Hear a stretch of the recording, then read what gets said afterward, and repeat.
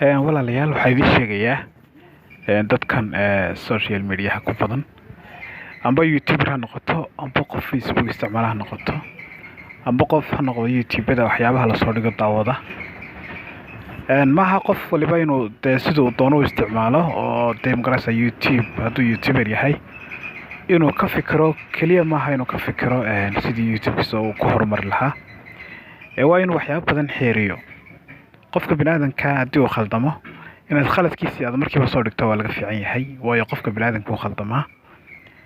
qof kastoo adduunyada ku nool oo aan dambi lahayna ma jiro marka fadeexadaha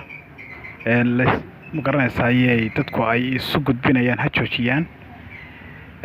iminka inanta la yidhaahdo cayuuni qurux waa bini aadam way khaldami kartaa marka dee qofka ceebtiisa lasii boonbooniyo waa laga wanaagsan yahay oo dee ma qurux badna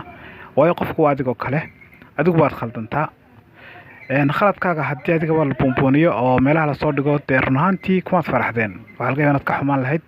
markaa naftaada kale kasoo qaado qof kasta oo bini aadama asalaamu calaykum waraxmatullahi wabarakaatu